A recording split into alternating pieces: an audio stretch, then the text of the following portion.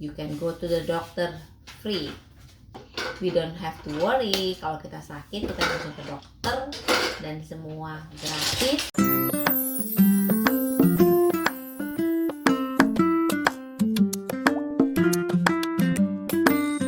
Guys, apa kabar? Ketemu lagi dengan Vivi Cinta Kanada dan what's your name? Elliot. Nah, kali ini kita akan ngebahas soal 8 pro dan kontra tinggal di Kanada. Jadi kita udah tinggal beberapa tahun di sini. Kita udah bisa ngelihat pro dan kontra menurut kita. Kita bahas pro number 1. Orang Kanada itu terkenal nice. Jadi mereka itu sering banget ngomong sorry, even though mereka itu nggak salah, tapi mereka kayak udah terbiasa ngomong sorry. Terus yang kedua, mereka itu sering banget help people. Jadi contohnya kalau misalnya dia lihat halo, I can do bahasa. good job.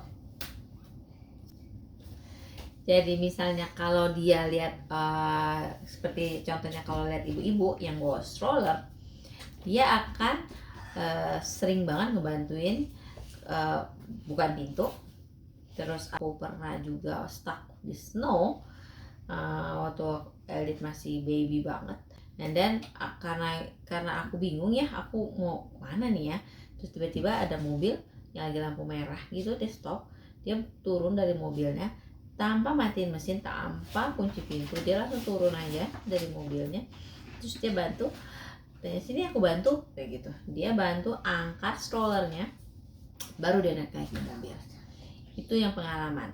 Pernah juga waktu itu aku lagi mau buka pintu, terus aku bawa stroller, terus ada orang lagi ngelewat, terus dia tiba-tiba nengok aku, dia balik lagi ke arah aku, ini dia tahanin pintu. Aku tahanin ya pintu buat kamu juga gitu. Terus nice-nya lagi yaitu mereka suka banget nahanin pintu buat orang yang di belakang, even though orang itu masih jauh, kayak masih nggak yang bener-bener deket, dia bisa tahanin pintu. Lu mau masuk ya? Ayo aku tahanin dan masuk bareng. Begitu. Pro yang kedua adalah Kanada itu ada 4 musim: winter, spring, summer, and autumn. Jadi kita bisa lihat setiap tahun berubah dan kita bisa lihat setiap season itu bagus-bagus banget, beda-beda banget. Winter snow, nggak usah takut, banyak snow. Spring kita ada cherry blossom.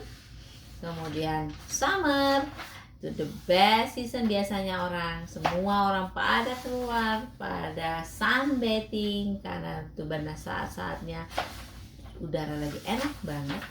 Dan yang keempat, autumn atau fall season, dimana kita bisa lihat semua daun-daun berubah warna. Itu bagus banget guys. Terus yang ketiga, Kanada itu terkenal adalah salah satu negara yang paling banyak culture-nya dari semua dunia. Di sini ada Chinatown, di sini ada Little Italy, ada Koreatown, bahkan di sini semua restoran banyak. Kamu mau cari makan Ethiopia ada, makanan dari Tibet ada. Jadi kita nggak usah takut di sini. Mau makan apa ada. Thailand, Vietnam. Pro keempat, Kanada terkenal dengan negara yang liberal. Jadi di sini kita dikenal nggak boleh diskriminasi dengan background orang-orang, karena di sini tuh sering banget dicanangkan no diskriminasi. Bahkan di sekolah juga kita mau ras apa, di sini semua dianggap sama. Dan ada hal-hal yang dianggap tabu di Indonesia, di sini bebas. Jadi di sini Kanada menerima semua orang, menerima dengan latar belakang apapun orang tersebut. Pro yang kelima, Kanada itu adalah salah satu negara yang paling berpendidikan. Jadi di sini rata-rata orang dewasa di sini yang sudah dewasa mereka kuliah. Bahkan tahun 1921 insulin itu ditemukan di Kanada dan banyak banget sudah nyelamatin 10 miliar orang diselamatkan karena adanya insulin. By the way, ada tambahan informasi, semenjak insulin ditemukan mereka baru celebrate tahun lalu 2021 100 tahun anniversary insulin ditemukan. That's a good thing, right? Pro yang keenam, Kanada itu terkenal dengan health systemnya yang bagus. Everything is free. You can go to the doctor free selama kita punya health card. Jadi di sini kita PR, student, citizen, kita bisa menikmati servis kesehatan Kanada secara gratis. Ada beberapa yang tidak di cover memang seperti gigi dan kacamata, tapi untuk anak-anak semua medical di cover. Bahkan kacamata juga di cover, gigi juga di cover. Dan untuk orang dewasa biasanya kalau orang dewasa itu bekerja di company akan ada tambahan insurance dari kantor benefit, dan itu biasanya di cover untuk kacamata dan giginya. Dan enaknya lagi, jadi kita nggak perlu takut nih guys kalau kita mau ke dokter. Biasanya kita mikir, berapa duit nih ya bayarnya. Kita tahu ya kalau di Indonesia biaya ke dokter itu nggak murah, sekali visit, belum lagi belum lagi biaya obat segala macam. Tapi di sini we don't have to worry, kalau kita sakit kita langsung ke dokter dan semua gratis, cuma perlu tunjukin health card. Pro yang ketujuh, kita bisa cari barang apa aja yang kita mau atau yang kita butuhkan. Semua groceries di sini ada, dan sepertinya seperti Walmart.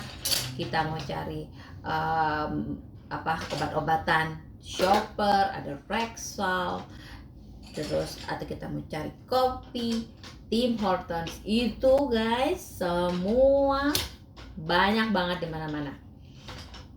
Seperti kalau di downtown, satu blok itu kita bisa ketemu pasti ada 2-3 Tim Hortons dan 2 atau 3 farmasi.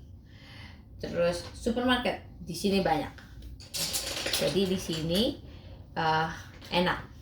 Kita nggak usah khawatir kita akan kekurangan. Dan satu lagi, semua toko-toko yang tadi aku sebutkan biasanya di semua provinsi di Kanada juga akan ada. Jadi bukan cuma di Ontario aja, juga akan ada sama seperti di Alberta, ada sama di BC, dan itu semua biasanya sama nama-nama toko-toko. Poin terakhir, poin ke-8, Kanada terkenal dengan pemandangan alam yang luar biasa, seperti Niagara Falls, The Banff, atau Quebec. Itu bagus banget. Kalau kita lihat tuh kayak seperti di lukisan.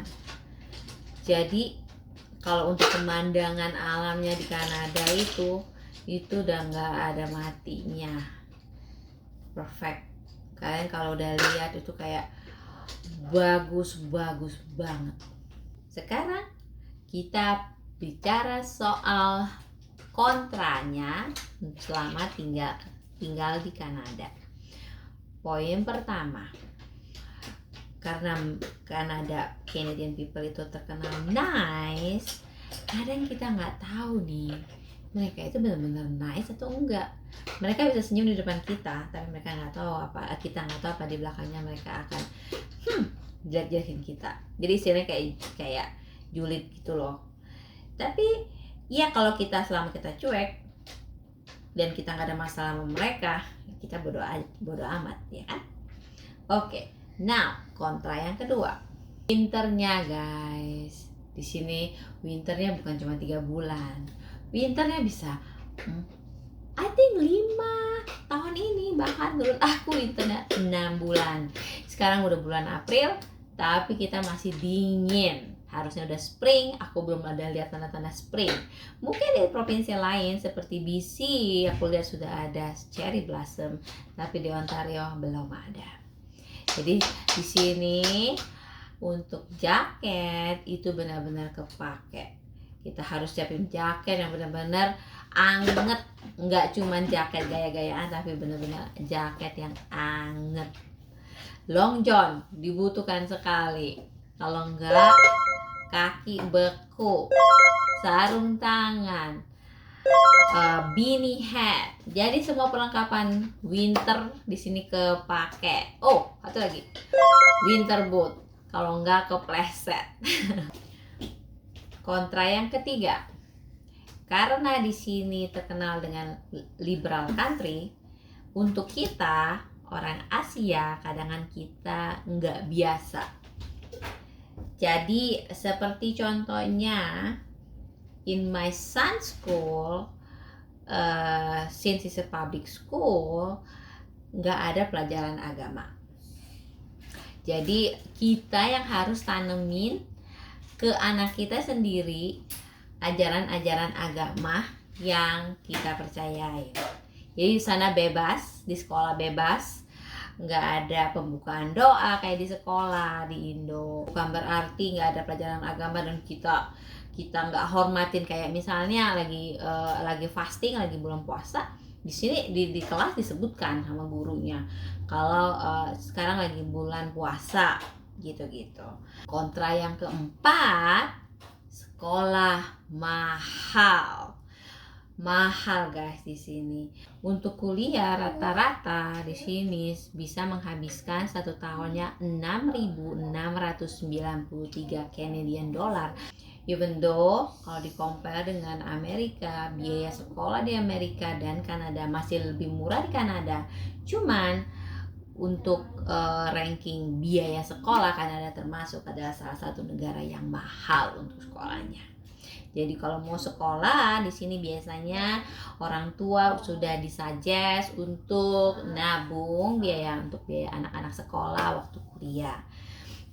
Begitu. Nah, kontra yang kelima, rumah sangat-sangat mahal. Kita nggak bicara untuk provinsi lain, tapi sekitar ini kita berbicara untuk rumah di Ontario, khususnya di Toronto, itu saat ini mahal sekali. Satu rumah itu bisa sekitar 1,3 juta Canadian dollar. Kita nggak bicara rumah gendongan, kita hanya bicara rumah seperti townhouse, rumah yang samping-sampingan sama rumah lain. Kalau misalnya rumah detached single house, itu bisa sekitar untuk Ontario, untuk Toronto minimum 1,5 juta Canadian dollar. Kita di sini harus nabung yang banyak. Atau kalau mau kita pindah ke suburb, ke daerah pinggiran yang lebih murah. Itu mungkin lebih bisa terjangkau. Tapi kalau kita mau punya rumah di Toronto, untuk sekarang kita harus bekerja keras sekali. Poin yang keenam, kontra yang keenam. Biarpun di sini health systemnya tadi kalau aku bilang di sini health systemnya bagus, free, tapi dia punya kelemahan. Mau tahu? Kelemahannya yaitu slow. Contoh, kita kalau mau booking dokter itu nggak bisa langsung datang. Hari ini telepon, hari ini datang. Kecuali emergency bisa kita telepon, kita bisa datang. Atau ke 911, langsung telepon 911, bisa langsung ke hospital. Tapi kalau nggak urgent, biasanya kita baru bisa ketemu dokter paling cepat 1 minggu. atau 2 minggu kemudian. Atau bisa kalau ketemu dokter spesialis 1-2 bulan. So, itu negatifnya. Waktu itu pernah Elliot waktu umur mau 1 tahun, dia flu berat, and then akhirnya suruh telepon bawa ke hospital, and then karena dia urgent, nggak perlu nunggu lama di emergency room. Tapi guys, aku lihat di emergency room banyak banget orang nunggu. Karena biasanya emergency room itu dia akan lihat tingkat urgensi kalian itu semana.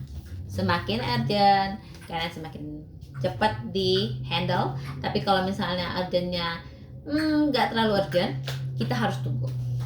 Itu kelemahannya. Poin yang kontra yang ketujuh. Biarpun di sini semua barang itu pasti ada, kita nggak usah susah cari barang di supermarket, di farmasi. Tapi ada kelemahannya nih. Kelemahannya, misalnya kita ngomong satu barang, contohnya susu atau keju, itu di satu supermarket dengan satu supermarket yang lain itu nggak sama guys. Kita harus tahu. Jadi biasanya nih, kalau aku udah tahu nih kalau aku mau beli susu di supermarket yang mana, kalau aku mau beli telur di supermarket yang mana, kalau aku mau beli daging di supermarket yang mana. Jadi kita harus pinter-pinter. Kalau di sini kita harus inget. Tapi di sini kita bisa compare harga. Jadi kita lihat di supermarket lain. Biasanya mereka selalu ada flyer setiap minggunya. Kita bisa lihat harga minggu ini daging ayam misalnya di sini berapa 1 poundnya, dan di tempat yang kita lagi datengin berapa. Dan kalau di tempat yang kita datengin lebih mahal, kita bisa compare. Kita bisa tunjukin ke kasir, di sini harganya begini loh. Bisa nggak samain, matching price. Nah, kalau misalnya ada beberapa supermarket yang bisa begitu, bisa matching price. Jadi dia bisa akan samain dengan harga yang lebih murah yang kita lihat. Tapi kita harus kasih lihat buktinya, flyer gitu. Nah, poin terakhir, kontra yang terakhir tadi aku bicara. Pro ditinggal di Kanada ada pemandangan alamnya sangat bagus sekali. Kalau untuk kontranya, menurut aku nggak ada. Apa kontranya kalau misalnya pemandangan alamnya udah bagus? Aku rasa untuk kontranya nggak ada. So, that's for me now. Untuk pro dan kontra tinggal di Kanada. Kalian yang ingin tanya apa soal Kanada, kalian bisa komen. Tinggalin komen. Jadi aku kira aku bisa tambahin gitu. Thank you guys for watching. Jangan lupa untuk like, comment, and Subscribe. subscribe. Bye bye. See you next time. See you next time.